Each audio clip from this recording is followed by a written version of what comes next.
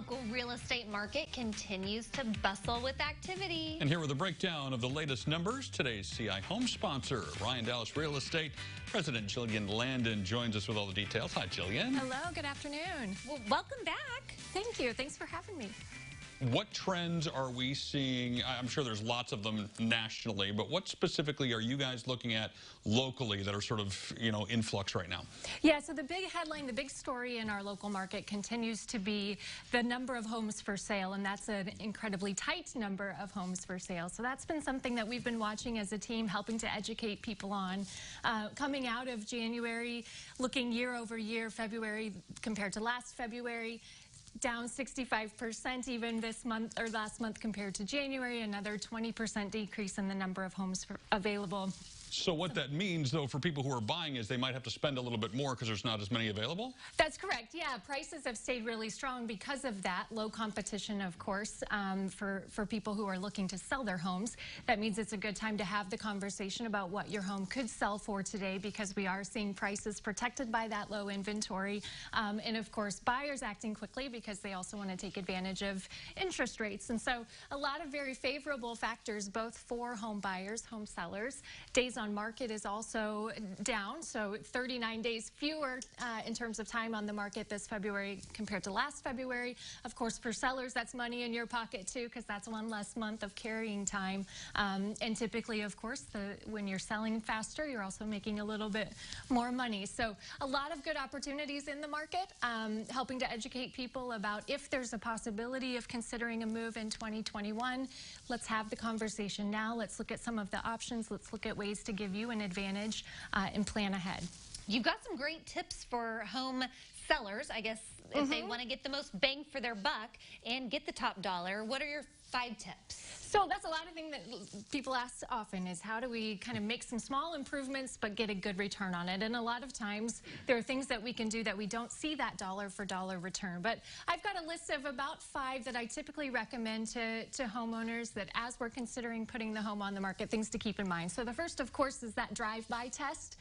And so often people, of course, are finding homes online, looking at pictures, but then they get in the car and they go drive around. And so we want to make sure that we're passing that curb appeal drive-by test. So anything that we can typically do to clean up the exterior, we see a return on, both in our time. Of course, there's labor involved in that, but then also our investment as well.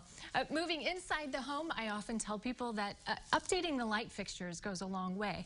Oftentimes our eyes are drawn to those shiny objects, so to speak. And so just making small changes like the light fixtures can really go a long way in giving the impression that even more of the home has been updated than might be. And that can sometimes be reasonably inexpensive. I suppose it depends on the light fixture you're buying, but for 60 or 70 bucks, you can make a room look entirely new and do it pretty quickly. Yeah, just by adding something a little shiny, giving it that fresh lighting in the room.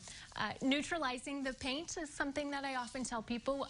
It's a small investment typically financially, but can make a really big impact in terms of coverage for the home. We want the space to be what people buy, not necessarily the wall color, and we want them to be seeing the space and not the wall color. It's easy to get distracted by that bright orange wall or bright yellow wall or whatever it is. Exactly. So neutralizing the space a little bit. Other 2 would be some small, minor bathroom renovations can go a long way in a small space. Things like updating the faucets or the shower heads, things like that can go a long way. Some fresh linens.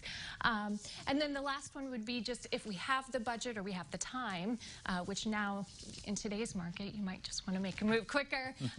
But small flooring, looking at flooring updates too. We want to reduce the list of projects that buyers foresee having to take on when they purchase a home.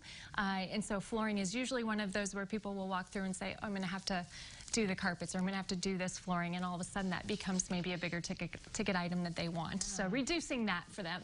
Well, you're also making some big advancements there at Stone Creek. Yeah, this is really exciting for our entire community, and so we're working with the university to roll out some new marketing around the development in general. Of course, it's been a sought-after location in the community for a while, but now just rolling out some other updates and some other exciting energy around around the golf course community. The golf course itself is seeing a lot of renovations. It is going to remain a public course, so a lot of people have been asking about that. That's exciting.